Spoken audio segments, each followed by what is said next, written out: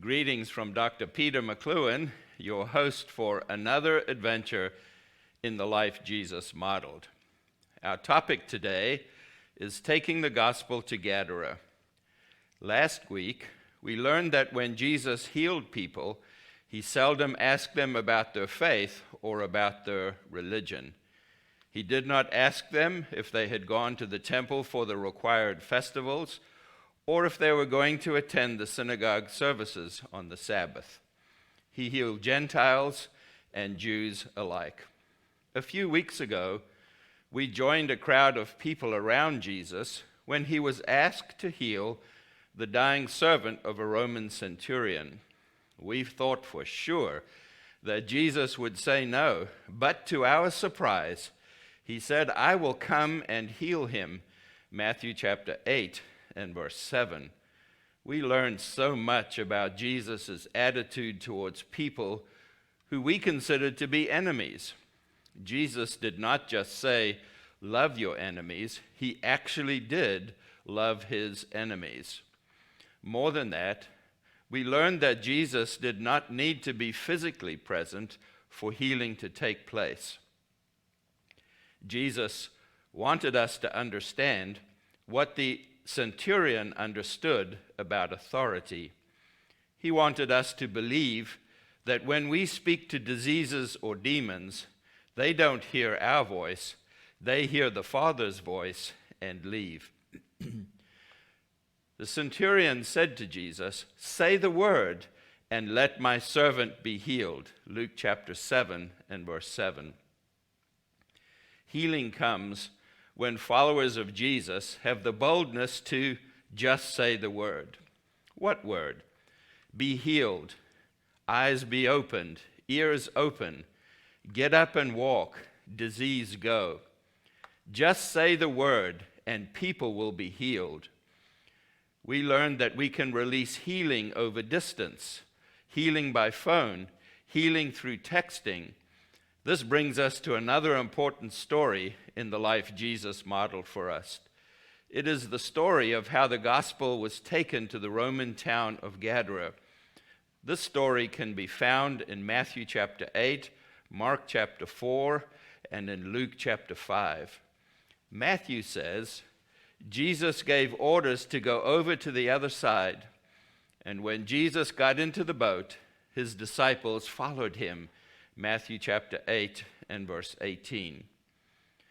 That Jesus gave orders is an unusual statement.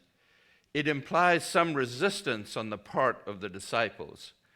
The phrase, "the other side," is the key to understanding this resistance. What is the other side? If we draw an imaginary line from where the Jordan River enters into the Sea of Galilee in the north to where it exits the sea flowing south, then we can divide the lake into two halves. Everything to the west of this line was inhabited mostly by Jewish people, and everything to the east of this line was inhabited mostly by Gentiles. The eastern side is referred to in the New Testament as the Decapolis, or in the language that Luke uses, the other side. This side, where the Jews lives, could be described as the side of belief, but the other side could be described as the side of unbelief. When the fishermen crossed this imaginary line, where the Jordan River enters and leaves the Galilee, they were fishing on the side of unbelief. That was to be avoided at all costs. When Luke says that Jesus gave orders to go to the other side, and that they followed him into the boat, he is telling us that the disciples were reluctant to take Jesus there.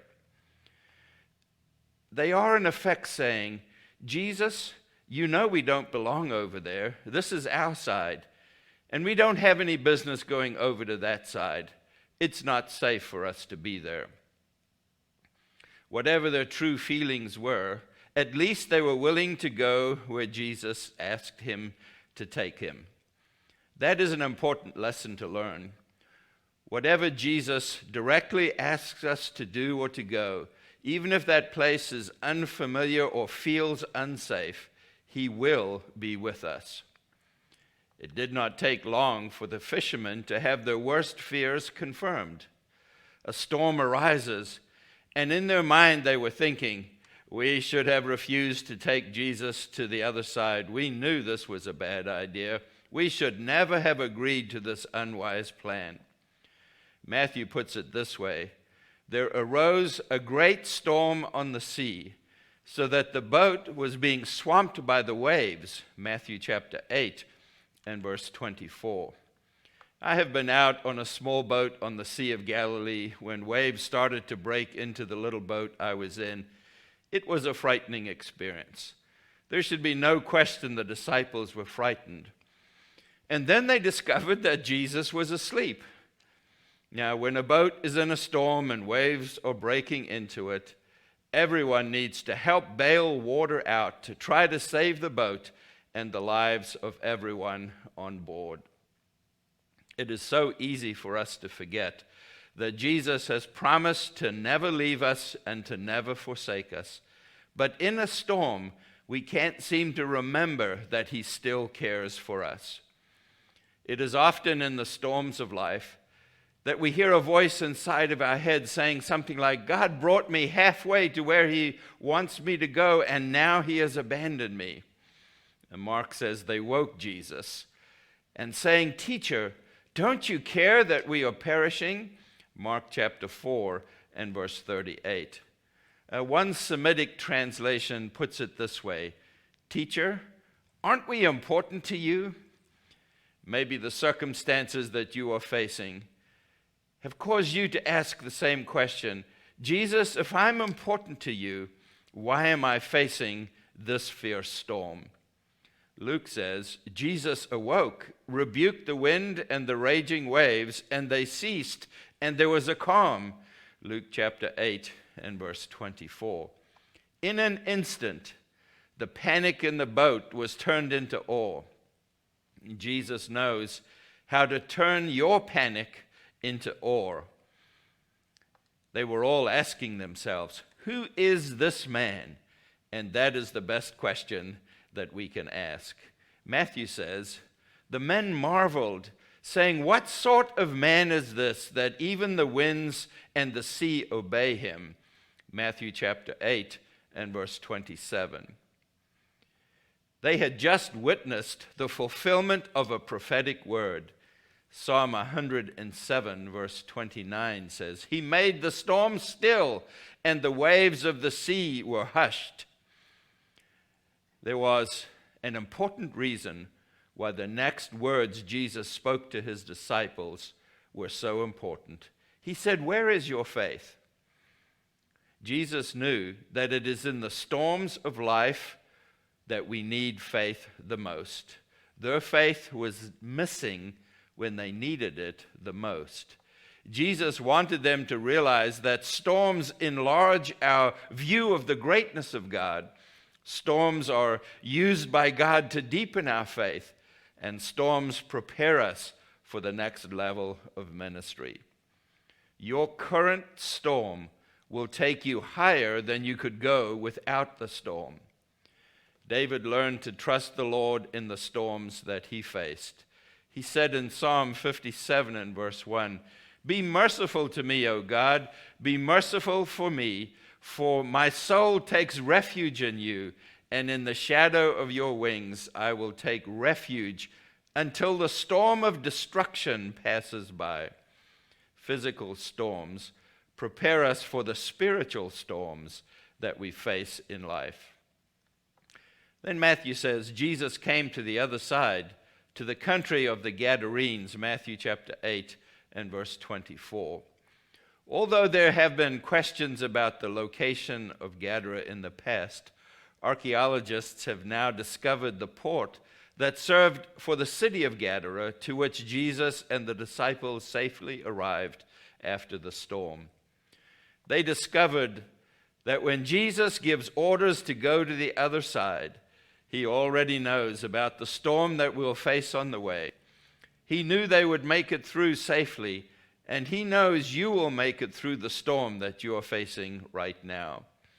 Luke says when Jesus stepped ashore, He met a demon-possessed man from the town. Luke chapter 8 and verse 27. There's much more to say about this story, but before we get to that part, we need to review what Jesus modeled for us in this story. There are valuable lessons in missions and ministry that we can apply to our lives from this story. When we take the gospel from the place of belief to the place of unbelief, we will face a storm along the way, and the first person you will meet when you arrive at the other side will most likely be demonized. Jesus is looking for people who are willing to leave the safety of a community of belief to take the gospel to a community of unbelief. Jesus frequently sends us into a storm that will prepare us for the spiritual battle we're about to face. And the first person we will meet will be the key to bringing the gospel to that place. Have you found yourself in this story? Is God calling you outside the walls of a comfortable church or a place to share the gospel with people living in a land of unbelief? Has God been asking you to share your faith with someone who is on the side of unbelief?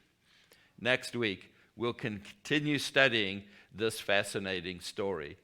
But let's take a few moments for me to pray for you about the things that we have heard today. Your view of God could be enlarged right now, right at this moment. Matthew says, they said, "Save us, Lord, we are perishing." And maybe you realize you're perishing. And the best prayer that you can pray in a moment like that is, "Save me, Lord. Save us, Lord. We are perishing." I release to you the hope that Jesus can save you from whatever storm that you are facing. Cry out to him with me, "Save me, Jesus," and he will save you and draw you to himself. To whom is God calling you to go? And what storms are you facing right now? I enlarge your view of who Jesus is in the storm that you are facing. Whatever it is, we just release to you the ability to trust God. When he speaks and when he calls you to a place, he will go with you and he will be with you and he will help you every step of the way. And so whether you're facing a raging storm right now, we command that storm to stop and for you to learn the lesson about who Jesus is. That would be so good. If you're facing a situation where there's extreme drought where you are right now, we just ask God to release rain and to release a blessing. Rain is always a sign of blessing from the Lord. We release his blessing into your life right now as you listen to this message. You have questions today, please message me. We'll be delighted to pray for you. Next week, we'll continue studying the life Jesus modeled. We hope this message has filled you with living hope in Jesus. If you would like to talk with someone about your spiritual journey, please leave a comment or send us a private message. We enjoy reading your notes and having an opportunity to pray with you. If you received a blessing through this message, please share it with others. We invite you to become a Living Hope partner by donating as little as $1 a month through our QR code. Your gifts will help us create new messages and reach more people. Living Hope is a ministry of Ingleside International, Incorporated. All donations to Living Hope qualify as a charitable contribution. Thank you for your prayers and support. Next week, we will continue learning together from the Word of God. God bless you and fill you with living hope.